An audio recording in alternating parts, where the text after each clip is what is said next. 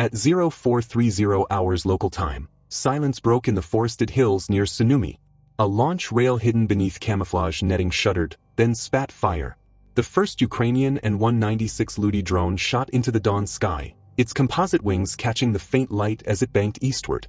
20 seconds later, another roared off the rail. Then another. And another. The rhythm of departure was mechanical, relentless, like the ticking of a clock counting down toward history. But Sunumi was only one piece of the puzzle. Across 3 other concealed sites spread across Ukraine's interior, 340 more Ludis were taking to the air, their exhaust trails vanishing into morning mist. In total, 341 drones formed the opening chords of what would become the largest coordinated swarm attack in the annals of modern warfare. Ukrainian operators hunched in dimly lit bunkers, hands tense on consoles, whispering to one another as the launches ticked down. The plan had been rehearsed dozens of times on simulators, but this was no longer training. Every drone in the swarm carried a warhead and a purpose. If the orchestration failed, Ukraine would lose tens of millions in hardware, and its enemies would trumpet the disaster for years. The opening minutes were flawless. Telemetry streamed in clean. Guidance systems came online one after another, each drone's Skynodes AI core synchronizing into the larger hive. Ukraine's gamble appeared to be working. But just as confidence surged in the command centers, unseen eyes were already watching. Hundreds of kilometers away, in fortified bunkers beneath Russian soil, the green glow of early warning radar screens brightened. Operators stiffened as irregular waves of contacts appeared, dozens, then hundreds, saturating the displays. The system required no guesswork. A mass launch had been detected. The Russian response was immediate and brutal. 4 Iskander-M tactical ballistic missiles screamed into the night, already accelerating to Mach 5.9. Each carried a 700-kilogram warhead and a flight time of just 11 minutes. Their destination, the very Ukrainian launch sites now crackling with activity. Inside the Ukrainian bunkers, a sense of dread settled in. They had seconds, no more, to finish their launches. Crews shoved drones onto rails at breakneck pace, bypassing secondary checks, knowing they would never see these positions again. The Russians were coming for them. Yet what seemed like disaster had been anticipated. Ukraine had deliberately split its swarm into 4 distinct forces, ensuring that even if 2 launch sites were obliterated, the mission would endure. The real test was just beginning. By 0600 hours local time, the Northern Force, 95 drones launched from Sunumi, crossed into Russian territory near Sutsa, dipping down to an altitude of just 500 meters. Their route was the longest and most dangerous, arcing northward to bypass the S-400 air defense batteries guarding Kursk. For the operators watching from screens, this was the point of no return. As the drones skimmed over fields and forests, their Skynodes processors registered a chilling signal, the telltale emissions of a 92N6E Gravestone radar, Russia's most advanced targeting system. With a detection range of 400 kilometers, it was capable of tracking almost anything in the sky. Almost.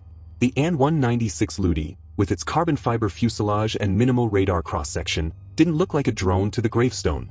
It looked like a bird, large, yes, but indistinguishable from clutter when layered against ground returns. Russian operators squinted at their screens, uncertain, hesitating. In that hesitation lay Ukraine's survival. At 0608 hours, the Gravestone battery fired 2 interceptors, only to realize seconds later they were chasing phantoms, false returns. The Northern Force slipped past, unharmed by enemy fire. But survival had a cost. 12 drones slammed into hillsides or clipped power lines, navigation errors amplified by the treacherous low-altitude flight path. Still, 83 survivors pressed on, engines buzzing like a swarm of hornets deep inside Russian territory. And this was only the beginning. While the Northern Force weaved its way past Kursk, another arm of the operation was flying into a very different kind of battlefield. At 0610 hours, the Southern Force, 85 Ludis launched from a concealed site near Poltava, crossed into Russian airspace at low altitude. Unlike their northern counterparts, they didn't face missiles or interceptors. Instead, they flew straight into an invisible wall, a GPS blackout zone, stretching 200 kilometers wide. Russian electronic warfare brigades, stationed along the border, had cranked their jammers to full power, pumping out 500 watts of interference across all navigation frequencies. It was the equivalent of trying to drive through a city blindfolded while someone kept spinning the map. In most wars, this would have ended the mission. Conventional drones dependent on satellite signals would have spiraled into the ground or wandered aimlessly. That was exactly what the Russians expected. But these weren't conventional drones. Inside each Ludi, the Skynode's AI registered the loss of GPS and instantly recalibrated. Cameras whirred. Algorithms dug into stored terrain data. The lead drone's optical sensors locked onto the M4 highway glinting in the morning sun. Its AI compared the highway's curves, intersections, and overpasses against pre-loaded satellite imagery. Within seconds, it was back on course. Behind it, the rest of the Southern Force followed in loose formation. Each drone wasn't just copying the leader, they were all processing independently, cross-checking data, and correcting their paths thousands of times per second. Together, they traced highways, rail lines, and river bends like breadcrumbs through the electronic wilderness. Inside the Ukrainian control bunker, operators barely breathed. They couldn't manually steer the drones. The swarm was on its own. They watched telemetry pulse in waves, altitude, heading, speed, each update proving that the AI was doing what no human pilot could. Russian operators, meanwhile, were puzzled. Their jammers were flooding the skies with interference, yet the Ukrainian drones weren't dropping. They weren't even slowing down. Confusion turned to frustration as radar screens continued to populate with ghostly returns. By 06:16 hours, the Southern Force had threaded halfway through the dead zone. At one point, a cluster of drones skimmed directly over a Russian EW vehicle parked along the M4 highway. The crew inside scrambled to recalibrate their equipment, believing their jamming was failing. They never realized the drones above weren't ignoring the interference, they were outsmarting it. But the blackout came at a price. Flying blind on visual navigation demanded precision, and the compressed launch schedule had taken its toll. Motors overheated. Wings cracked under turbulence. By the time the Southern Force emerged on the far side of the dead zone, 8 drones had gone down, not to enemy fire, but to sheer mechanical failure.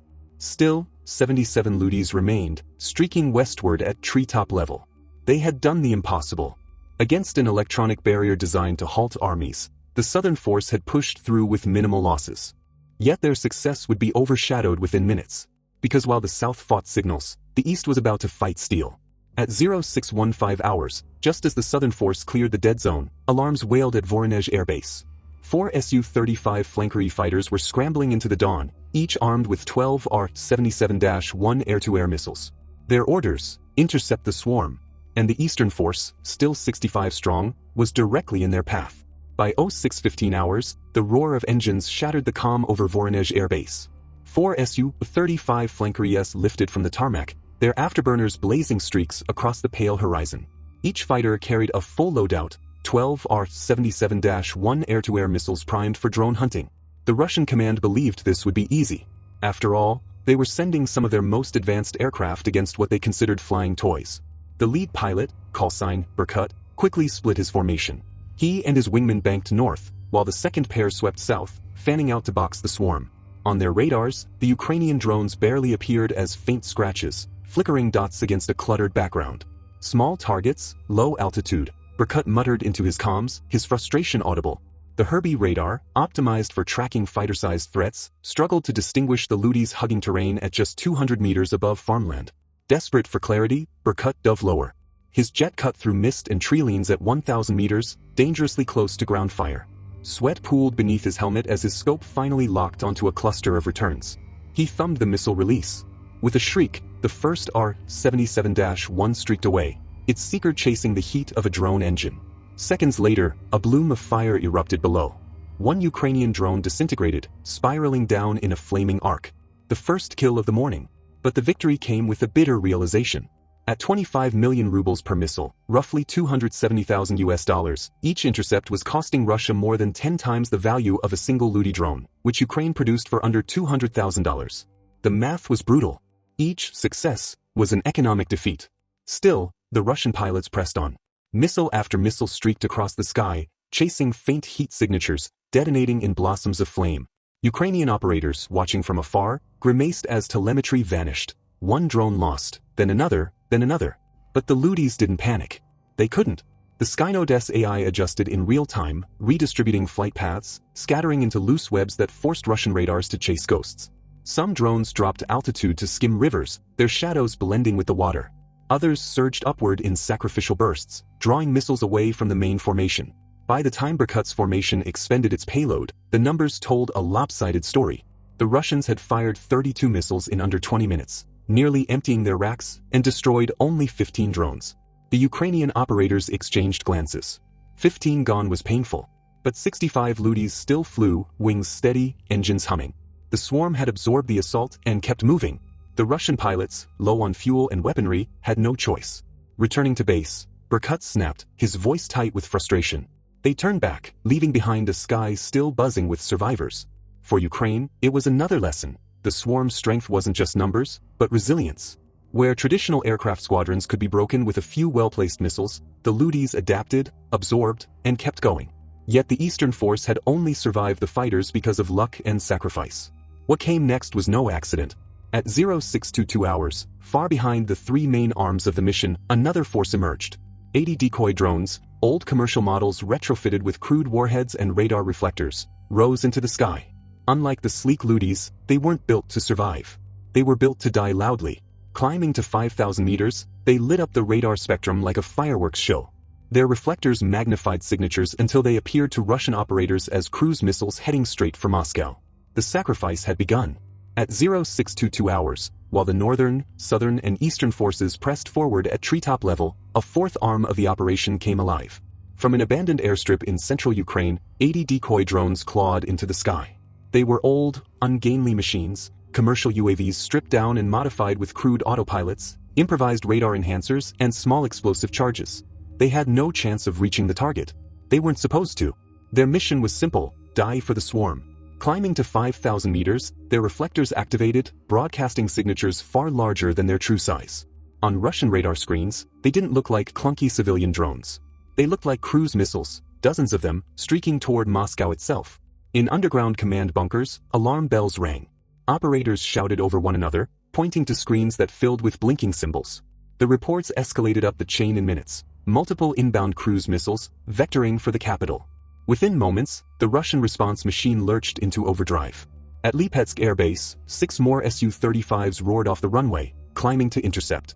Across western Russia, air defense batteries, from Pantsers to S-300s, snapped awake, radars sweeping and locks cycling. To every operator watching their scope, it looked like the nightmare scenario, a mass missile strike on the homeland. But it was all smoke and mirrors. The decoys surged forward, their crude engines whining, their enhanced signatures glowing bright. They had no agility, no swarm intelligence, no evasive tricks. They were designed to be seen, chased, and destroyed. And Russia obliged. Missiles streaked upward in dozens, their contrails carving the morning sky into white scars. Fighters raced headlong into the formation, expending precious R-77s on what they believed were high-value threats. For 8 long minutes, the air defense network poured everything it had into the decoy swarm. In Ukrainian bunkers, operators watched silently. They knew every dot on their screen was doomed. But each second the decoys stayed alive was a second the real swarms advanced unseen. One by one, the decoys exploded, scattering fragments across fields and forests. By 0630 hours, the last survivor went down in a blossom of fire. The air above western Russia was littered with falling debris, burning wings, shattered reflectors, twisted fuselages. But their deaths had meaning. In just 8 minutes, the decoys had drawn 12 Russian fighters off their bases, over 100 surface-to-air missiles, and the complete attention of the nation's western air defense grid. For a fleeting moment, Russia had believed it was fighting off a cruise missile apocalypse. In reality, it had been firing into shadows. And while every gun, every missile, and every interceptor scrambled after ghosts, the real swarm, the 226 survivors of the northern, southern, and eastern forces, pressed deeper into Russian skies, converging on a single point. At 0725 hours, near the ridgelines 180 kilometers from Cheboksary, the three forces met. Like rivers joining into a flood, they merged into one aerial armada. 83 from the north, 78 from the south, 65 from the east. What had begun as 341 was now 226 drones. More than enough. The operators exhaled. The sacrifice had worked. In exactly 1 hour, Russia's most advanced weapons facility would face them. But already, the sky above Cheboksary was stirring. Radars hummed to life. The city's defenders were preparing for a storm unlike any they had ever seen. The countdown had begun. By 0725 hours, the sky over western Russia had changed. Farmers near Cheboksary looked up to see faint glimmers on the horizon, tiny black dots moving in formation, the faint growl of hundreds of engines rolling like distant thunder. The three surviving arms of Ukraine's plan had merged. 83 from the north, 78 from the south, 65 from the east. Together, 226 drones swept toward one of Russia's most heavily guarded sites, the KMDA complex, home to the production of the Kometa missile line, a crown jewel of Russian precision weapons. For years, this facility had been shielded by concentric rings of defenses, 6 Panzer S-1 systems, hardened bunkers, and elite crews trained to repel anything. But no doctrine, no manual, had ever prepared them for this. At 0830 local time, the first wave crested the final ridgeline. 40 drones, spread wide, broke into view. Their sudden appearance triggered every radar in the sector. Operators shouted warnings, headsets crackling, multiple inbound targets, Vector 180, closing fast. Inside one Panzer cabin, a young lieutenant stared at his display. The 1RS-2E radars screamed with alerts, symbols multiplying across the screen faster than he could track. His system could engage 4 targets at once. He had 40 inbound. He launched 257 times 10 to the power of 6 missiles in desperation, knowing it was math he couldn't win. Above him, the swarm responded with inhuman coordination. At the instant of launch, groups of 4 Ludis scattered, up, down, left, right, forcing the missile seekers to pick just one.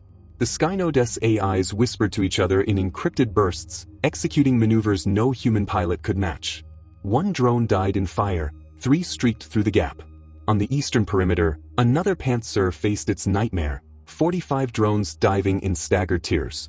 20 at 500 meters altitude, easy to see. 25 hugging the ground at just 50 meters, nearly invisible to radar. The operator hesitated. Engage the high? Or risk the low breaking through? He chose the high. 4 missiles streaked upward, detonating in blossoms of smoke. The low group punched forward unseen, engines snarling.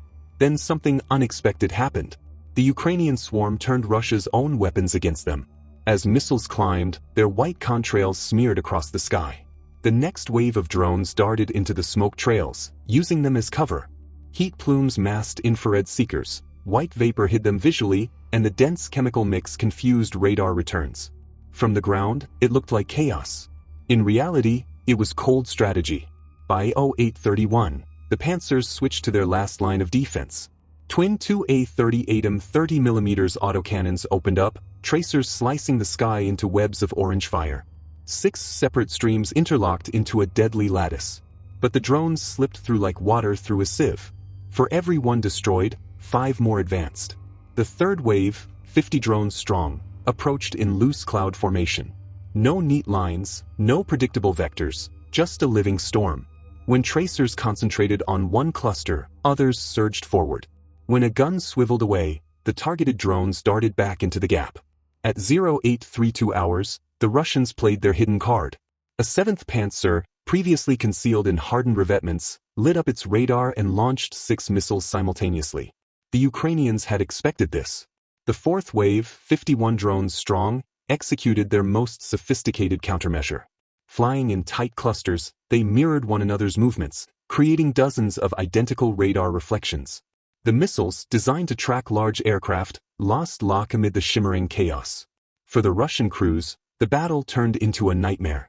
They were trained to fight cruise missiles, predictable, singular, and few. Instead, they faced an intelligent storm. Every drone that fell was instantly replaced in formation. Every missile launched was bait for the next wave's maneuver. By 0833, the calculus had collapsed. Out of 72 ready missiles, 38 had already been fired, achieving 31 kills, an impressive 82% hit rate by traditional standards. But traditional didn't matter. 195 drones remained airborne, and now most were inside minimum missile range. The Panzers fell back on guns alone, but 6 guns meant 6 targets. The rest flew unopposed. Then came the swarm's killing move. Groups of 8 to 10 drones coordinated attacks on single points. Even if half were shredded, enough survived to guarantee impact.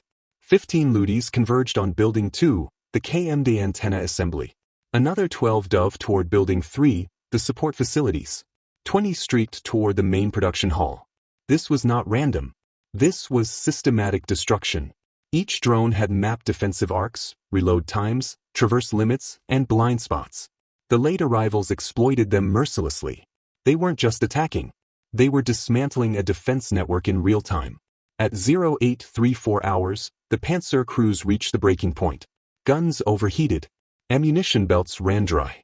Each barrel carried only 700 rounds, 42 seconds of continuous fire. And 42 seconds had already passed. The operators watched helplessly as wave after wave descended. The swarm no longer resembled an attack, it resembled a collapse of order. And then the killing blow fell. At 0835 hours, within a 15-second window, 28 drones struck simultaneously. Explosions ripped through buildings 2, 3, and 4. Reinforced concrete vanished in clouds of flame and dust. Fire crews never reached their trucks. Infernos bloomed faster than alarms could trigger. The second wave, 35 drones, hit the support grid, power substations, water pumping stations, backup generators. The facility plunged into darkness as fire suppression systems failed. At 0836 hours, the third wave punched into chemical storage tanks. Explosions tore through industrial chemicals, spraying toxic flames across the complex. Precision clean rooms ruptured, volatile gases igniting into fuel air detonations. By 0837, the last 52 Ludis simply chose anything still standing. The KMDA facility dissolved into one vast inferno. Ammunition cooked off, structures collapsed, chemical clouds drifted over Cheboksary. Russia's premier weapons facility, protected by state-of-the-art defenses, was gone. For the price of $68 million in drones, Ukraine had erased 2 decades of Russian weapons development, a strategic victory worth billions. The age of manned fighters and singular missiles was over. The age of AI-guided swarms had arrived.